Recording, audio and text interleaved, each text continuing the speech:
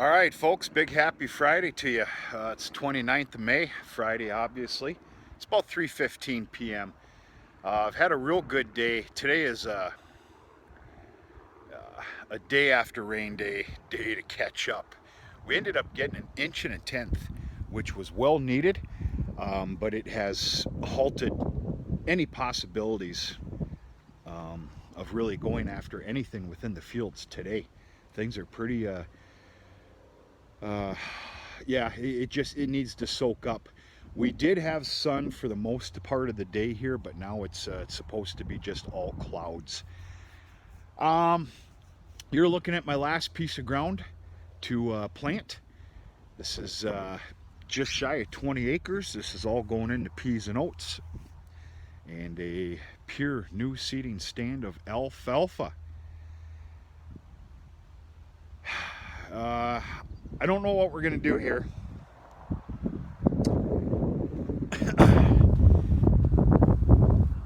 I did have mines. I picked up a buggy of fertilizer this afternoon. 200 pounds the acre of 2010-26. I had mines of wanting to put fertilizer on it this evening, but the tracks that it's going to put down in that soil is just going to be horrendous. I don't think I'm going to do it unless a small miracle happens. If anything, I'll get it mid-morning tomorrow morning, and then hopefully a culti mulching on it, and we'll see. I'm minding my business today with a couple little stupid odds and ends. One thing in particular, I just brought the culti packer out here. Believe it or not, I picked up all the seed, the peas and oats. I already had the alfalfa. Once again, we're putting in that AFX 469 alfalfa. The planter's all ready to go. Got a grease job. Dialed it in the best of my ability, and it's all filled up with peas and oats, and of course alfalfa in the front box. And just a nice little day to get ahead here. A lot of little stupid little things out of the way, and I got a ways to go. Okay, the main reason for this video is it's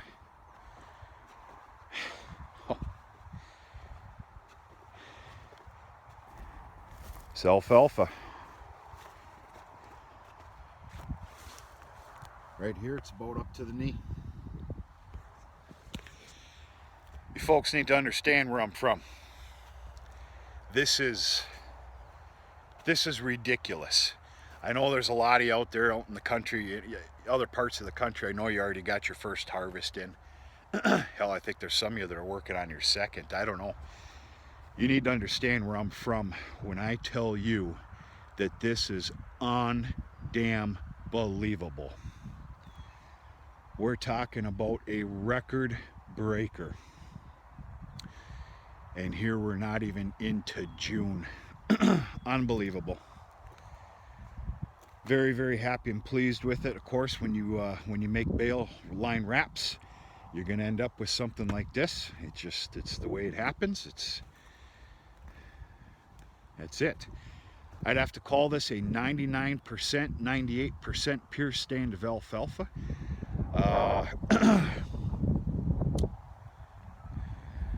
I can tell you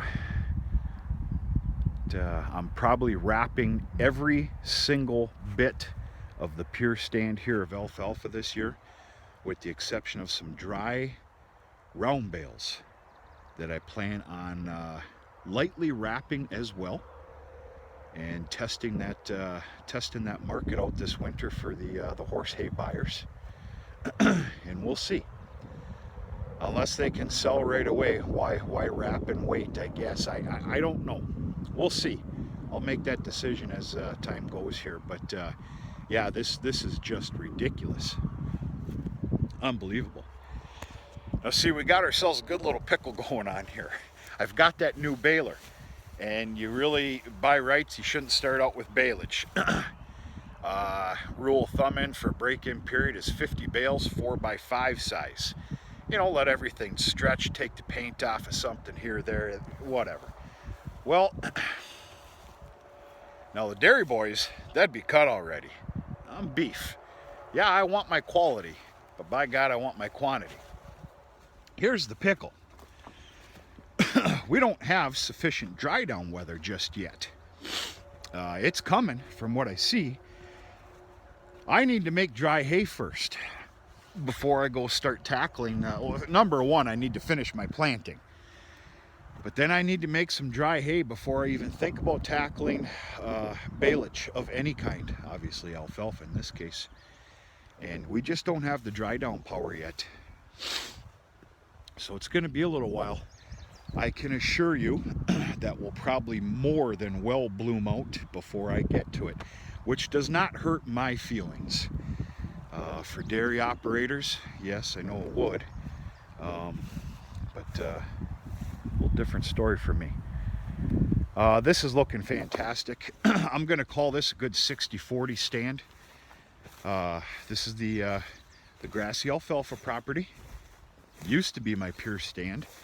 But, you know, after time, you know, you get a lot of grass that comes up, and that's fine. This is going to make excellent, excellent, excellent cattle feed. I am not going after any, what I called last year, cattle candy. It's part of my back to the basics. It's hard to say without a smile. Not to mention all the peas and oats that I need to harvest and wrap, all the alfalfa. There's no room to be making cattle candy. No more. I need my dry hay matter severely on the farm. And this will all be going into dry hay.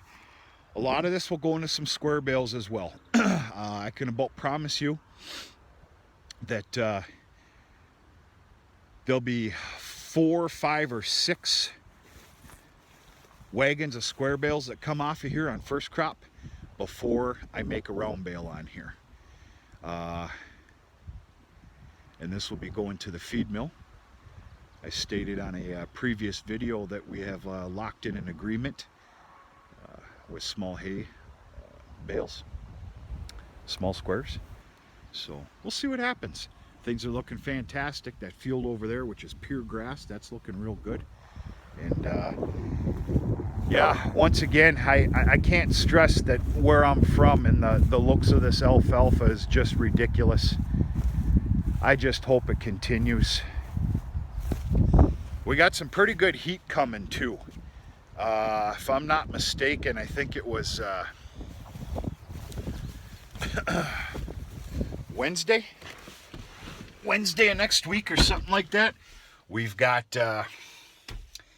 like 85 degrees coming or something. So that heat, obviously with sun, is just going to make that alfalfa explode even more.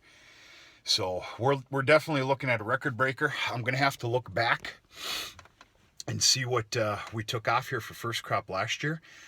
I wanna say it was 97. Was it 97 or 101, 102